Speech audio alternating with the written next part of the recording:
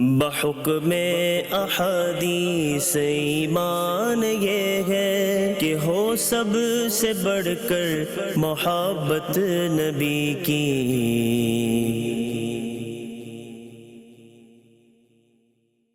الحمد للہ رب العالمین والصلاة والسلام علی سید الانبیاء والمرسلین، اما بعد فاعوذ باللہ من الشیطان الرجیم، بسم اللہ الرحمن الرحیم۔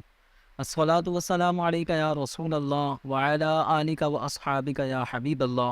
الصلاة والسلام علیکہ یا نبی اللہ وعلی آلکہ واصحابکہ یا نور اللہ۔ سرکار دو عالم صلی اللہ تعالی علیہ وآلہ وسلم کا فرمان خوشبودار ہے، جو مجھ پر ایک بار درود پڑھے گا اللہ تبارک و تعالی اس پر 10 بار رحمتیں نازل فرماتا ہے۔ صلو علی الحبیب صلی اللہ تعالی علی محمد صلی اللہ تعالی علیہ وآلہ وسلم۔ مدنی چینل کے ناظرین، آج جس حدیث مبارکہ کا درس سیاہ ستہ کے لیے انتخاب کیا ہے وہ بخاری شریف کی ایک طویل حدیث مبارکہ ہے، جس میں سرکار دو عالم صلی اللہ تعالی علیہ وآلہ وسلم کے صحابی حضرت سیدنا ابو ہریرہ رضی اللہ تعالی عنہ کو فطرے کے اموال پر مقرر کیا جاتا ہے، اور کوئی شخص روزانہ رات کو آ کر اس غلے میں چوری کرنا چاہتا ہے، اور حضرت سیدنا ابو ہریرہ رضی اللہ تعالیٰ عنہ اس کو پکڑ لیتے ہیں، اور وہ بالآخر تیسری رات جب پکڑا جاتا ہے تو حضرت سیدنا ابو ہریرہ رضی اللہ تعالیٰ عنہ کو کچھ کلمات سکھاتا ہے، اور کہتا ہے کہ اگر آپ نے یہ کلمات پڑھ لیے تو یہ کلمات آپ کو نفع دیں گے۔ تو یہ ایک تمہیدی اس میں کلام میں نے عرض کیا ہے۔ آئیے تفصیلی طور پر اس حدیث مبارکہ کو ہم سنتے ہیں، جسے حضرت سیدنا امام بخاری رحمۃ اللہ تعالیٰ علیہ نے اپنی صحیح بخاری شریف میں حضرت سیدنا ابو ہریرہ رضی اللہ تعالیٰ عنہ سے روایت کیا ہے۔ حضرت سیدنا ابو ہریرہ رضی اللہ تعالیٰ عنہ روایت کرتے ہیں، قال وکلنی رسول اللہ صلی اللہ تعالیٰ علیہ وسلم بحفظ زکوٰۃ رمضان، یعنی حضرت ابو ہریرہ رضی اللہ تعالیٰ عنہ فرماتے ہیں کہ مجھے سرکار دو عالم صلی اللہ تعالیٰ علیہ وآلہ وسلم نے رمضان المبارک کے فطرے ہیں، ان فطروں کی حفاظت کے لیے مجھے مقرر فرمایا تھا۔ تو ہوتا یہ تھا کہ مختلف صحابہ کرام علیہم رضوان کی اموال زکوٰۃ، اموال فطرہ جو جمع ہوا کرتا تھا سرکار دو عالم صلی اللہ علیہ وسلم کے پاس، ان کی حفاظت کی ذمہ داری لگتی تھی۔ تو اس بار حضرت سیدنا ابو ہریرہ رضی اللہ تعالیٰ عنہ کی یہ ڈیوٹی لگی تھی۔ فرماتے ہیں فَأَتَانِي آتٍ، تو میرے پاس ایک آنے والا شخص آتا ہے، فَجَعَلَ يَحْثُو مِنَ الطَّعَامِ، اور وہ گندم جو جمع ہوئی تھی اس میں سے کچھ گندم، کچھ حصہ نکال کے بھرنے لگتا ہے۔ فَأَخَذْتُهُ، تو میں نے اس کو پھر پکڑ لیا۔ وَقُلْتُ، اور میں نے پکڑنے کے بعد کہا، لَأَرْفَعَنَّكَ إِلَىٰ رَسُولِ اللَّهِ صلی اللہ علیہ وسلم، اب میں تجھے پکڑ کر حضور صلی اللہ تعالیٰ علیہ وسلم کی بارگاہ میں پیش کروں گا۔ قال، تو اس آدمی نے کہا، انی محتاج وعلی عیال، کہ میں محتاج ہوں، نادار ہوں، اور میرے ذمے کچھ اہل و عیال کی ذمہ داریاں بھی ہیں، ولی حاجت شدیدہ، اور مجھے شدید حاجت ہے اس گندم کی۔ قال فخلیت عنہ، تو حضرت ابو ہریرہ رضی اللہ تعالی عنہ فرماتے ہیں مجھے اس پہ ترس آیا، تو اس رحم کی وجہ سے میں نے اس کو چھوڑ دیا۔ فاصبحت، جب صبح ہوئی، فقال النبی صلی اللہ تعالی علیہ وآلہ وسلم یا ابا ہریرہ ما فعل اسیرک البارحہ، تو جب صبح ہوئی، بارگاہ رسالت صلی اللہ علیہ وسلم میں حاضری ہوئی، تو نبی پاک صلی اللہ تعالی علیہ وسلم نے ارشاد فرمایا، اے ابو ہریرہ، تمہارے رات والے قیدی کا کیا حال ہے؟ حضرت سیدنا ابو ہریرہ رضی اللہ عنہ نے جواباً عرض کیا، یا رسول اللہ، اس نے اپنی حاجت شدیدہ اور اپنے اہل و عیال کا محتاجی کا ذکر کیا، فرحمتہ، تو مجھے اس پر رحم آ گیا، فخلیت سبیلہ، اور میں نے اس کا رستہ چھوڑ دیا اور اس کو پھر جانے دیا۔ نبی پاک صلی اللہ تعالی علیہ وآلہ وسلم نے ارشاد فرمایا، اما انہ قد کذبک وسیعود، فرمایا کہ اس شخص نے تم سے جھوٹ کہا ہے اور وہ پھر دوبارہ آئے گا۔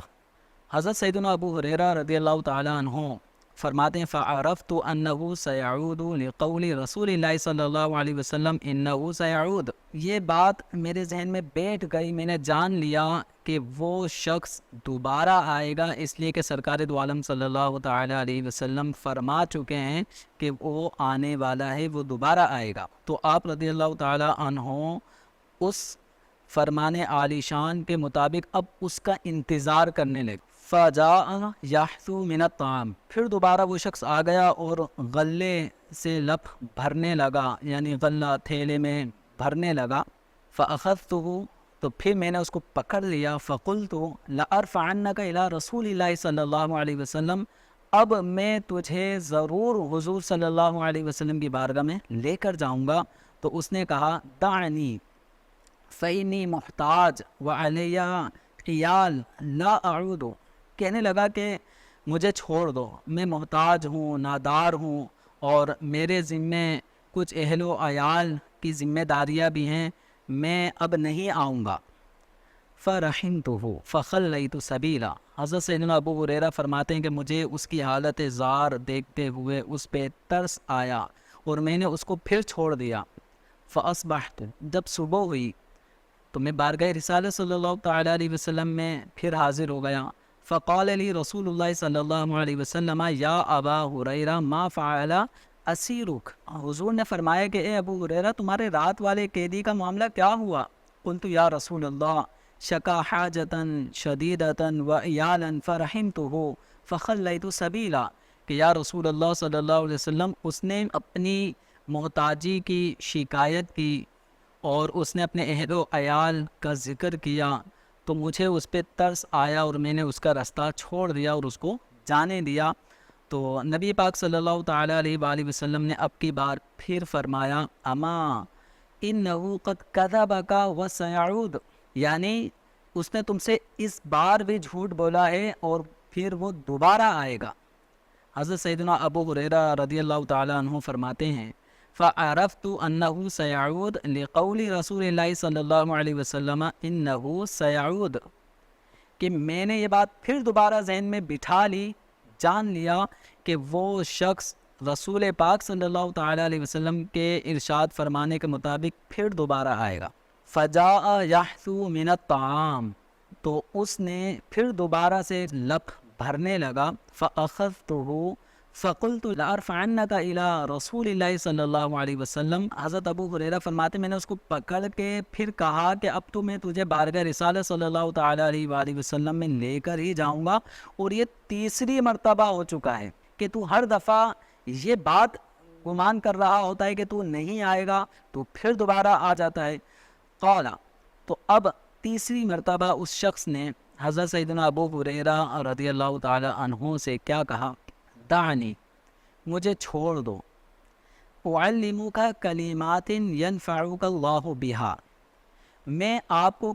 چند ایسے کلمات سکھاتا ہوں جن کلمات کے ذریعے سے اللہ تبارک و تعالیٰ آپ کو فائدہ پہنچائے گا۔ اس شخص نے حضرت سیدنا ابو ہریرہ رضی اللہ تعالی عنہ سے کہا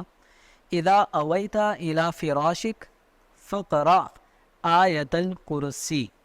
اللہ لا الہ الا هو الحی القیوم حتی تختم الآیہ فإنک لن یزال علیک من اللہ حافظ ولا یقربک الشیطان حتی تصبح فخلیت سبیلا۔ حضرت ابو ہریرہ فرماتے ہیں کہ پھر اس نے کہا کہ جب آپ اپنے بستر کی طرف آئیں آرام کے لیے تو آیت الکرسی کو پڑھا کریں۔ پھر آیت الکرسی پوری پڑھ کر بتائی، اس کا نفع بتایا کہ اس کا نفع یہ ہوگا کہ اللہ تبارک و تعالیٰ کی طرف سے تم پر ایک حفاظت کرنے والا مقرر کر دیا جائے گا اور شیطان صبحوں تک تمہارے قریب نہیں آئے گا۔ حضرت ابو ہریرہ رضی اللہ تعالیٰ عنہ فرماتے ہیں جب اس نے مجھے یہ کلمات نافیہ بتائے تو پھر میں نے اس کو ترس کھاتے ہوئے چھوڑ دیا۔ فاصبحت، جب صبح ہوئی میں بارگاہ رسالت صلی اللہ تعالی علیہ وسلم میں حاضر ہو گیا تو سرکار دو عالم صلی اللہ علیہ وسلم نے ارشاد فرمایا تمہارے رات والے قیدی کا کیا معاملہ ہوا؟ میں نے عرض کی زعم انہ یعلمنی کلمات ینفعنی اللہ بہا، کہ اس نے اس بات کا تاثر دیا کہ وہ مجھے کچھ ایسے کلمات سکھا رہا ہے کہ جن کلمات کے ذریعے اللہ تبارک و تعالی مجھے فائدہ دے گا۔ تو نبی کریم صلی اللہ تعالی علیہ وآلہ وسلم نے ارشاد فرمایا اما انہ قد صدقک وہو کذوب، فرمایا کہ سن لو کہ اس نے یہ جو بات تمہیں کہی ہے نا، جو کلمات سکھائے ہیں، جن کلمات کے ذریعے اللہ تعالیٰ تمہیں فائدہ پہنچائے گا، یعنی آیت الکرسی کے بارے میں جو اس نے ایک نفع والی بات بتائی ہے، تو فرمایا انہو قد صدقک، کہ اس نے تمہیں یہ بات بالکل ٹھیک بتائی ہے، لیکن وہو کذوب، ہے وہ بہت زیادہ جھوٹ بولنے والا۔ تعلم من تخاطب منذ 3 لیال، کیا تمہیں پتہ ہے کہ 3 رات مسلسل تم کس سے مخاطب ہو رہے تھے؟ یہ سرکار دو عالم صلی اللہ تعالیٰ علیہ وآلہ وسلم نے حضرت سیدنا ابو ہریرہ رضی اللہ تعالیٰ عنہ سے ارشاد فرمایا کہ تمہیں معلوم ہے کہ تم 3 رات سے مسلسل کس کے ساتھ بات کر رہے تھے، کس کو تم پکڑ رہے تھے، بار بار کون تم سے التجا کر کے چھٹکارا پا لیا کرتا تھا، اور آخری مرتبہ بھی جو تم نے جس کو پکڑا تو تم جانتے ہو کہ وہ کون شخص تھا؟ تو سرکار دو عالم صلی اللہ تعالیٰ علیہ وسلم کی بارگاہ میں حضرت ابو ہریرہ رضی اللہ تعالیٰ عنہ نے عرض کی لا، یعنی مجھے معلوم نہیں ہے کہ وہ کون شخص تھا۔ تو سرکار دو عالم صلی اللہ تعالیٰ علیہ وآلہ وسلم نے ارشاد فرمایا ذاک شیطان، کہ وہ شیطان تھا۔ مدنی چینل کے ناظرین، اس حدیث مبارکہ میں آیت الکرسی کی فضیلت اور برکت کا بیان ہے۔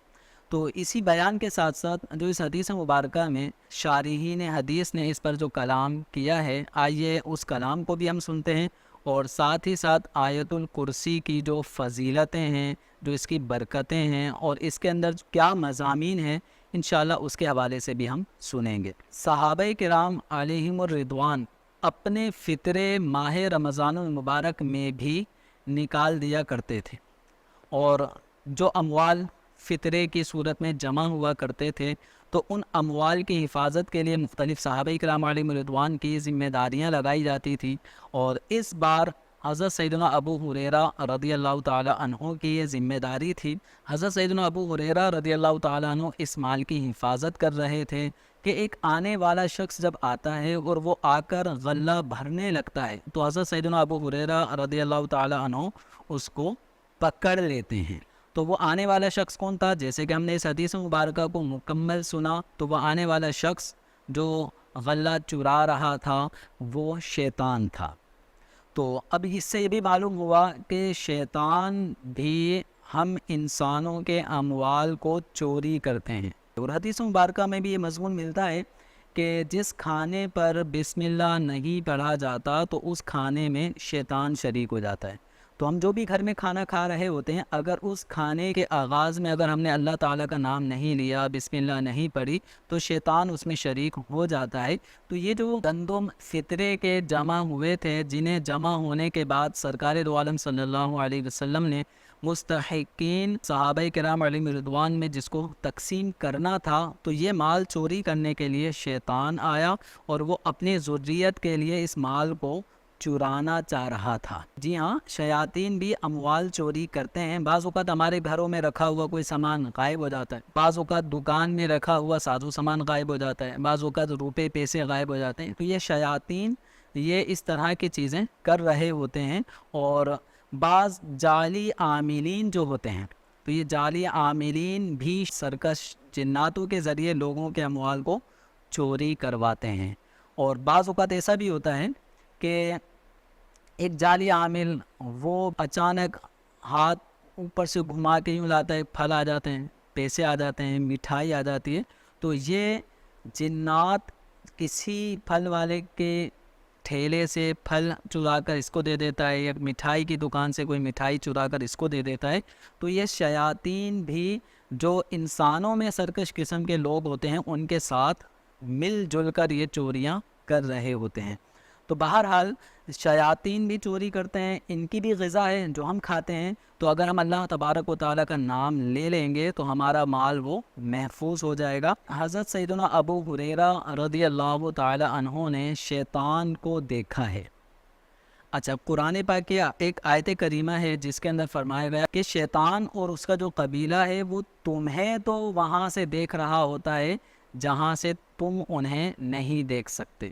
یعنی شیطان اور اس کی جو ذریت ہے، شیاطین ہیں، ان کو ہم نہیں دیکھ سکتے۔ تو قرآن پاک کی آیت کریمہ میں تو شیطان اور اس کی ذریت ہماری نگاہوں میں نہیں آ سکتے، اس کا ذکر ہے۔ اور اس حدیث مبارکہ سے معلوم ہوتا ہے کہ حضرت سیدنا ابو ہریرہ رضی اللہ تعالیٰ عنہ نے شیطان کو دیکھا ہے، چونکہ 3 رات جو حضرت ابو ہریرہ رضی اللہ تعالیٰ عنہ کا مخاطب بن رہا تھا وہ شیطان ہی تھا۔ تو علماء نے اس آیت کریمہ اور اس حدیث مبارکہ، ان دونوں کے درمیان یہ تطبیق اور موافقت بیان فرمائی ہے کہ ان میں کوئی آپس میں تعارض نہیں ہے، اس لیے کہ قرآن پاک میں جو فرمایا گیا کہ شیطان اور اس کے قبیلے کو تم لوگ نہیں دیکھ سکتے، تو اس کا مطلب یہ ہے کہ شیطان جو اپنی اصل حالت میں ہے، شیاطین جو اپنی اصل حالت میں ہیں، تو وہ انسانی نگاہوں میں نہیں آتے۔ البتہ اگر شیطان اپنا حلیہ چینج کر لے اور جو اس کی اصل حالت ہے اس کے برخلاف دوسری اگر حالت میں تبدیل ہو جائے تو پھر اس صورت میں انسان بھی شیطان کو دیکھ سکتا ہے۔ اور یہ اللہ والوں کے واقعات اس طرح کے ملتے ہیں، جیسے خود اس حدیث مبارکہ میں حضرت ابو ہریرہ رضی اللہ تعالیٰ عنہ نے شیطان کو دیکھا، انسانی لباس کے اندر وہ آیا ہوا تھا۔ اسی طرح شیخ عبد القادر جیلانی غوث اعظم رضی اللہ تعالیٰ عنہ بھی جب نماز پڑھ رہے تھے تو شیطان مختلف انداز سے آپ کو بہکایا کرتا تھا۔ تو ایک بار وہ سانپ کی صورت میں شیخ عبد القادر جیلانی رحمۃ اللہ تعالیٰ علیہ کی نماز میں خلل ڈالنے کے لیے آیا، اور بالآخر غوث پاک رضی اللہ تعالیٰ عنہ کی نماز میں وہ خلل نہ ڈال سکا۔ شیطان بھی مختلف حلیوں میں آ سکتا ہے، تو انسان شیطان کو اس وقت دیکھ سکتا ہے جب شیطان اپنی اصلی حالت میں نہ ہو۔ پھر اس حدیث مبارکہ میں ایک نقطہ یہ بھی ہے کہ جب ایک شخص چوری کر رہا ہے تو حضرت ابو ہریرہ رضی اللہ تعالیٰ عنہ نے اس کو پکڑ لیا۔ پکڑنے کے بعد پھر ترس کھاتے ہوئے اس نے لجاجت کی، التجائیں کی، آپ نے معاف کر دیا، چھوڑ دیا۔ تو اس میں ایک نقطہ یہ بھی ہے کہ جب کوئی شخص چوری کرتے ہوئے پکڑا جائے اور وہ توبہ کر لے، توبہ کرنے کی صورت میں اب اس کو جس نے دیکھا وہ اس کو اگر چھوڑ دیتا ہے تو یہ اجازت ہے، لیکن اگر اس کی چوری کا مقدمہ قاضی اسلام تک پہنچ گیا تو اب قاضی اسلام نے چوری کے جو شرائط ہیں ان شرائط کے مطابق جو حکم شرع بنتا ہے کہ چوری کے سبب چور کے ہاتھ کاٹے جائیں گے، تو اب جو سزا ہے وہ اس کا نفاذ ہوگا۔ لیکن حاکم اسلام تک پہنچنے سے پہلے ہی اگر بندے نے چور کے ساتھ معافی کا معاملہ کر دیا اور اس کو چھوڑ دیا تو یہاں پر پھر اس کو چوری کی سزا نہیں دی جائے گی۔ یہاں تک معاملہ تھا حق العبد والا،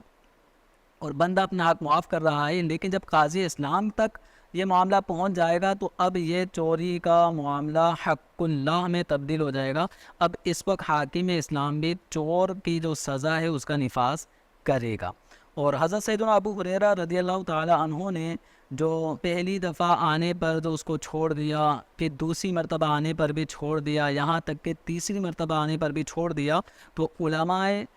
محدثین، شارحین حدیث اس کے بارے میں فرماتے ہیں کہ چونکہ ایک چھوڑنے کی وجہ یہ تھی کہ صحابہ کرام علیہم رضوان رحم دل بھی ہیں، تو ایک شخص نے اپنی حاجت پریشانی کا ذکر کیا تو حضرت ابو ہریرہ رضی اللہ تعالیٰ عنہ نے ترس کھاتے ہوئے اسے چھوڑ دیا۔ اور دوسری بات یہ ہے کہ سرکار دو عالم صلی اللہ تعالیٰ علیہ وسلم نے یہ ضرور فرمایا تھا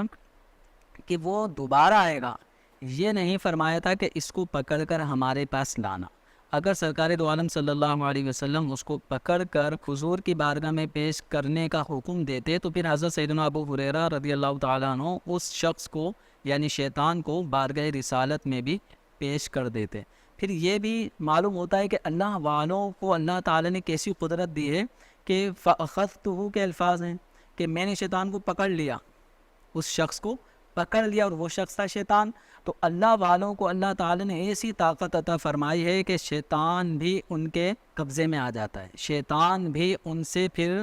بچ کے نہیں جا سکتا جب تک کہ وہ اللہ والے خود شیطان کو نہ چھوڑ دیں۔ پھر اس حدیث مبارکہ پر اگر غور کریں تو حضرت سیدنا ابو ہریرہ رضی اللہ تعالی عنہ کے جو مبارک کلمات ہیں فَعَرَفْتُ أَنَّهُ سَيَعُودُ، میں نے یہ بات جان لی کہ وہ دوبارہ آئے گا۔ کیوں لقول رسول اللہ صلی اللہ علیہ وسلم انہ سیعود، کیونکہ حضور نے فرما دیا تھا کہ وہ دوبارہ آئے گا۔ تو اس حدیث مبارکہ سے معلوم ہوتا ہے کہ آپ صلی اللہ علیہ وآلہ وسلم اللہ تعالیٰ کی عطا سے علوم غیب رکھتے ہیں، آئندہ آنے والے معاملات کو جانتے ہیں، کل کون کیا کرے گا۔ اللہ تبارک و تعالیٰ نے معاملات کا علم سرکار دو عالم صلی اللہ تعالیٰ علیہ وسلم کو عطا فرما دیا ہے۔ جب ہی آپ صلی اللہ تعالیٰ علیہ وسلم نے فرمایا کہ انہ سیعود، کہ وہ دوبارہ آئے گا، اور حضرت ابو ہریرہ چونکہ صحابی ہیں، سرکار دو عالم صلی اللہ تعالیٰ علیہ وآلہ وسلم کے علوم سے باخبر ہیں کہ آپ صلی اللہ تعالیٰ علیہ وسلم کہیں غزوہ بدر میں فرماتے ہیں کہ کل فلاں کافر، ہذا مصرع فلاں، یہاں پر فلاں کافر کی لاش پڑی ہوگی، ہذا مصرع فلاں، یہاں فلاں کافر کی لاش پڑی ہوگی۔ اور جب غزوہ بدر ہو جاتا ہے، مسلمان فتح یاب ہو جاتے ہیں، تو دیکھا جاتا ہے کہ جس کافر کے لیے جو جگہ آپ صلی اللہ تعالیٰ علیہ وسلم نے منتخب کر دی تھی، اشارہ سے بتا دیا تھا، تو وہ کافر اس جگہ سے بالکل بھی نہ ہٹا، اسی مقام پر اس کی لاش پڑی ہوئی تھی۔ تو صحابہ کرام علیہم رضوان نے یہ نظارے کیے ہوئے ہیں کہ حضور جو کہتے ہیں، حضور کی بات پوری ہوتی ہے، تو وہ آئے گا، یہ آپ صلی اللہ تعالیٰ علیہ وسلم نے فرما دیا۔ تو حضرت ابو ہریرہ فرماتے ہیں میں نے یہ بات جان لی کہ وہ ضرور آئے گا، اور بالآخر ایسا ہی ہوا، جیسا کہ آپ صلی اللہ تعالیٰ علیہ وآلہ وسلم نے ارشاد فرمایا تھا۔ تو آپ صلی اللہ علیہ وآلہ وسلم اللہ کی عطا سے علوم غیب رکھتے ہیں۔ قرآن پاک میں فرمایا گیا وَعَلَّمَكَ مَا لَمْ تَكُنْ تَعْلَمْ وَكَانَ فَضْلُ اللَّهِ عَلَيْكَ عَظِيمًا۔ اللہ تبارک و تعالیٰ نے آپ کو وہ علوم عطا فرما دیے ہیں، وہ باتیں سکھا دی ہیں کہ جو آپ صلی اللہ علیہ وسلم پہلے نہیں جانتے تھے، اور اللہ تعالیٰ کا آپ پر فضل بہت بڑا ہے۔ مدنی چینل کے ناظرین، دیکھا آپ نے کہ ہمارے پیارے آقا صلی اللہ تعالیٰ علیہ وآلہ وسلم علوم غیب بھی رکھتے ہیں، اور صحابہ کرام علیہم رضوان سرکار دو عالم صلی اللہ علیہ وسلم کی دی ہوئی مستقبل والی خبر پر بھی کیسا اعتقاد رکھتے ہیں۔ ساتھ ہی ساتھ تیسری مرتبہ جب شیطان کو حضرت ابو ہریرہ رضی اللہ عنہ نے پکڑ لیا تھا، تو اس نے چھٹکارے کے لیے جس چیز کا سہارا لیا، اور وہ تھا آیت الکرسی۔ یعنی شیطان ہے جھوٹا، جیسے حدیث مبارک میں فرمایا گیا کہ وہ ہے کذوب، بہت زیادہ جھوٹ بولنے والا ہے، لیکن اما انہ قد صدقک، لیکن یہ جو بات اس نے آیت الکرسی کے بارے میں بیان کی تھی، وہ بات بالکل ٹھیک اور سچی تھی۔ بعض اوقات ایسا ہوتا ہے کہ ایک آدمی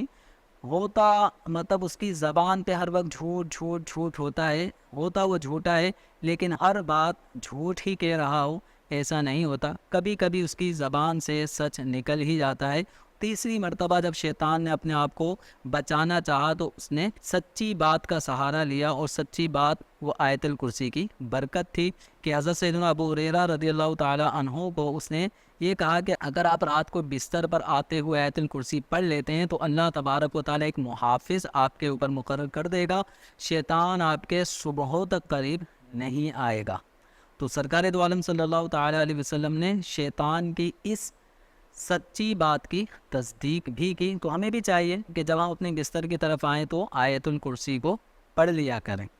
مزید ایک اور روایت شعب الایمان میں امام بیہقی رحمۃ اللہ تعالیٰ علیہ حضرت سیدنا مولا علی کرم اللہ تعالیٰ وجہہ الکریم سے روایت کرتے ہیں، ممبر پر آپ جلوہ فرما ہیں، اور ممبر پر آپ صلی اللہ تعالیٰ علیہ وسلم یہ فرما رہے تھے من قرأ آیت الکرسی فی دبر کل صلاۃ لم یمنعہ من دخول الجنہ الا الموت، کہ اگر کوئی ہر نماز کے بعد آیت الکرسی کو پڑھ لے گا تو جنت میں داخلے سے سوائے موت کے کوئی اور چیز رکاوٹ نہیں ڈالے گی۔ تو یعنی جو شخص ہر نماز کے بعد آیت الکرسی پڑھنے والا ہوگا تو مرتے ہی جنت میں داخل ہو جائے گا۔ مزید فرمایا ومن قرأها حین یاخذ مضجعہ آمنہ اللہ علی دارہ و دار جارہ و اہل دویرات حولہ، اور جو بندہ جب بستر پر آنے لگے اور اس وقت اگر آیت الکرسی کو پڑھ لے تو اللہ تبارک و تعالیٰ اس کی گھر کی حفاظت فرماتا ہے، اس کے پڑوسیوں کے گھر کی حفاظت فرماتا ہے، اور اس کے ارد گرد جتنے بھی گھر ہوتے ہیں اللہ تبارک و تعالیٰ ان سب کو امان عطا فرماتا ہے۔ تو آیت الکرسی یہ حفاظت کرتی ہے۔ آیت الکرسی کے مضامین کو اگر ہم دیکھیں تو اس میں اللہ تبارک و تعالیٰ کی